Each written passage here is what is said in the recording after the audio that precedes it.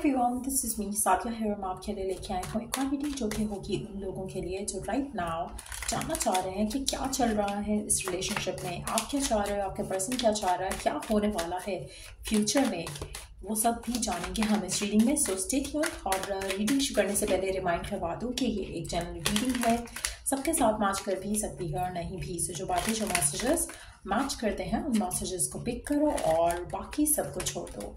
अगर आप personal reading चाहते हो पेपॉल से या इजी पैसेज पेमेंट कर सकते हो। सिर्फ तभी रीच आउट करो ताकि आपका भी टाइम वेस्ट नहीं हो और मेरा भी। सो क्या चल रहा है इस रिलेशनशिप में और क्या होगा आगे, let's find out. The moon, nine of swords, ten of cups, ace of pentacles, five of wands, underneath the deck we have the fool. Mid से दो कार्ड्स निकालेंगे जो कि होगा आने वाले टाइम का फ्यूचर। सो लेट्स सी क्या चल रहा है इस रिलेशनशिप में। मुझे लगता है मेजॉरिटी लोगों के लिए आपके और आपके पर्सन के दरम्यान में कोई है। सर्कमस्टांसेस हो सकते हैं, कोई स्पेसिफिक लोग हो सकते हैं, कोई फ्रेंडमी हो सकता है, बट डेफिनेटली आप दोनों के दरम्यान में डेफिनेटली लोग हैं जो आपके रिलेशनशिप को ब्लॉक कर रहे हैं। आप में से कुछ लोगों के लिए मुझे लगता है कि आप दोनों भी, अगर हम देखें ना कि आप दोनों भी अपने ट्रू सेल्फ को ओपन अप नहीं कर रहे हो एक दूसरे के सामने। जैसे अगर आपके दिल में कोई बात है जो आपको पर्सन की बुरी लगी है, आप उसे ओपनली कह नहीं रहे हो। सो देयर इज समथिंग जो कि आप भी छुपा रहे हो, आपके पर्सन भी छुपा रहे हैं। नॉट दैट कि छुपा रहे हैं, जस्ट दैट कि आप ओपन अप नहीं कर रहे हो, आप अपनी ट्रू सेल्फ नहीं लेकर आ रहे हो सामने। जो इश्यूज हैं, जो आपको कंसर्न्स हैं, आप उनके बारे में बात नहीं कर रहे हो। आपका रिलेशनशिप थोड़ा स्ट्रगल कर रहा है राइट नाउ। और मुझे लगता है कि आप चाहते हुए ना चाहते हुए रिलेशनशिप को संभाल नहीं पा रहे हो। अगर हम बात करें, let's take one card from the middle of the deck. Person की एनर्जी के लिए करंटली, पर्सन की एनर्जी टुवर्ड्स यू, आप उसकी विश फुलफिलमेंट हो, आप उसकी डिजायर हो, लेकिन फिर क्या सीन है, क्यों ऐसे आप दोनों के दरम्यान में इश्यूज आ रहे हैं। एक और कार्ड लेंगे मिडल ऑफ द डेक से। पर्सन की मदर फिगर हो सकती है या एक फीमेल फिगर हो सकती है जो इस रिलेशनशिप को नेगेटिवली इन्फ्लुएंस कर रही है। अब ये फीमेल फिगर कौन है? मदर फिगर होने के चांसेस काफ़ी स्ट्रांग है यहाँ पर। हो सकता है कि जो आपके पर्सन की मदर है वो इस रिलेशनशिप से खुश नहीं है। आप इस पर्सन की विश फुलफिलमेंट हो, लेकिन ये फेमिनिन जो है इस रिलेशनशिप से डेफिनेटली खुश नहीं है, जिसकी वजह से आप दोनों का रिलेशनशिप ब्लॉक हो रहा है। यहाँ पर एक बहुत डोमिनेंट एनर्जी है जो कि इस रिलेशनशिप को या आप दोनों को दूर करने की कोशिश की जा रही है। यहाँ पर मदर फिगर हो सकती है, सिस्टर फिगर हो सकती है, बट जो भी है ये फेमिनिन फिगर है जो भी आपके रिलेशनशिप को नेगेटिवली इन्फ्लुएंस कर रही है, ये फेमिनिन फिगर है।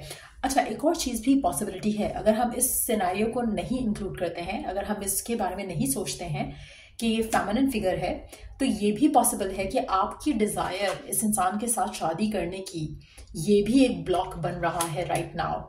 रीज़न मैं आपको बताती हूँ कैसे।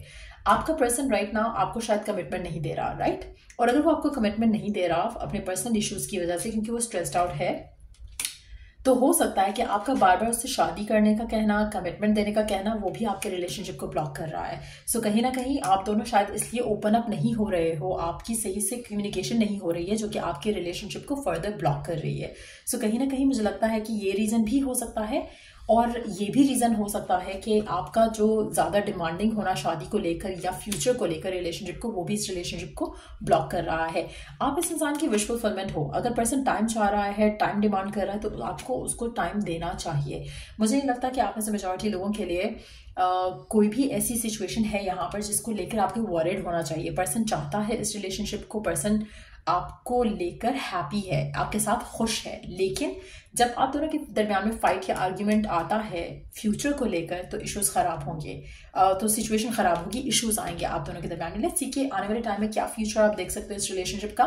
6 ऑफ सोर्ड्स और 8 ऑफ कप्स, मुझे लगता है आप दोनों के दरमियान में इश्यूज बढ़ने वाले हैं आने वाले टाइम में, क्योंकि अभी की अगर हम करंट एनर्जीज देखें, पर्सन की एनर्जीज टुवर्ड्स यू ये है, लेकिन अगेन मदर फिगर भी इन्फ्लुएंस कर सकती है नेगेटिव वे में, और आप दोनों के अपने फाइट्स जो है वो भी रिलेशनशिप को नेगेटिव वे में इन्फ्लुएंस कर रहे हैं। सो चांसेस काफ़ी ज़्यादा लग रहे हैं कि आप दोनों के दरमियान में इश्यूज जो हैं वो बढ़ेंगे। और थर्ड पार्टी का इन्फ्लुएंस जो है वो आपके रिलेशनशिप को ख़राब करेगा। आप दोनों के दरम्यान में डिले काफ़ी है रिलेशनशिप को लेकर, जो आप चाहते हो एक दूसरे के साथ वो हो नहीं पाता है। कहीं ना कहीं कुछ ना कुछ हो जाता है जो कि आपके रिलेशनशिप को इन्फ्लुएंस करता है इन अ नेगेटिव वे। यहाँ पर मुझे लग रहा है कि आने वाले टाइम में आपके पर्सन और आपके दरम्यान में जो इश्यूज आएंगे, let me take one more card from the middle of the deck. इस कार्ड के साथ 6 ऑफ सोर्ड्स, 8 ऑफ कप्स और 2 ऑफ पेंटिकल्स। मुझे लगता है कि आपके पर्सन इनडिसाइसिव होने वाले हैं। आपको चूज करें या अपनी फैमिली को चूज करें। कहीं ना कहीं टफ डिसीजंस आपके पर्सन के लिए आएंगे इस रिलेशनशिप को लेकर। लेकिन अगर हम करंट एनर्जीज की बात करें तो मुझे लगता है कि करंटली तो पर्सन आपको चाहता है, आपका साथ भी चाहता है। लेकिन अगर आप दोनों के दरमियान में अगली फाइट्स होती रही या इश्यूज होते रहे तो आपका रिलेशनशिप आपके पर्सन के साथ कटना शुरू हो जाएगा। आपके पर्सन आपके साथ चाहकर भी नहीं हो पाएंगे, क्योंकि आप दोनों के दरमियान में डिफरेंसेस बढ़ेंगे। तो इसीलिए मुझे लगता है कि आप में से कुछ लोगों के लिए आप लोगों का सेपरेशन होने का चांसेस काफ़ी स्ट्रांग लग रहे हैं। उसमें थर्ड पार्टी का इन्फ्लुएंस भी है, उसको हम डिनाई नहीं कर सकते। लेकिन एट द सेम टाइम आपके खुद के जो इश्यूज हैं, जिस तरह से पर्सन कमिटमेंट ना करना और आपका बार बार उसको प्रेशराइज करना कमिटमेंट को लेकर या शादी को लेकर, वो इस रिलेशनशिप को नेगेटिवली इन्फ्लुएंस कर रहा है। लेट्स सी कि आपके लिए गाइडेंस क्या है गिवन सिचुएशन में, इस इंसान को लेकर, इस कनेक्शन को लेकर आपके लिए करंट सिचुएशन में गाइडेंस क्या है। This could be the one. You have already met the romantic partner you seek. पहली और इम्पॉर्टेंट गाइडेंस वो ये है कि ये आपका लाइफ पार्टनर हो सकता है, लेकिन एट द सेम टाइम आपका खुद को पॉजिटिव करना बहुत ज़रूरी है। आपका ये बिलीव रखना कि डिवाइन इस रिलेशनशिप को प्रोटेक्ट करेगी बहुत इंपॉर्टेंट है। थर्ड पार्टी है या नहीं है, फैमिली इन्फ्लुएंस कर रही है या नहीं कर रही है, लेकिन अगर आप दोनों एक दूसरे से फाइट एंड आर्ग्यूमेंट करोगे फ्यूचर को लेकर और करंट की सिचुएशन को उसके ऊपर फोकस नहीं रहोगे, अच्छा टाइम नहीं स्पेंड करोगे, फाइट करोगे, ड्रामा करोगे एक दूसरे के साथ, वो आपका रिलेशनशिप जो है वो स्लोली बट श्योरली जो है वो ख़राब होने लग जाएगा। सो ये चीज़ बहुत ज़रूरी है आपके लिए अंडरस्टैंड करना और आपके पर्सन के लिए भी अंडरस्टैंड करना। सो मुझे लगता है कि अगर आप चाहते हो कि आपका रिलेशनशिप नेगेटिवली इन्फ्लुएंस नहीं हो तो आपको इन चीज़ों के ऊपर काम करने की ज़रूरत है। लेट्स सी कि और क्या आप कर सकते हो जिससे आपका रिलेशनशिप जो है वो हेल्दी वे में आगे जा सके। Let's see.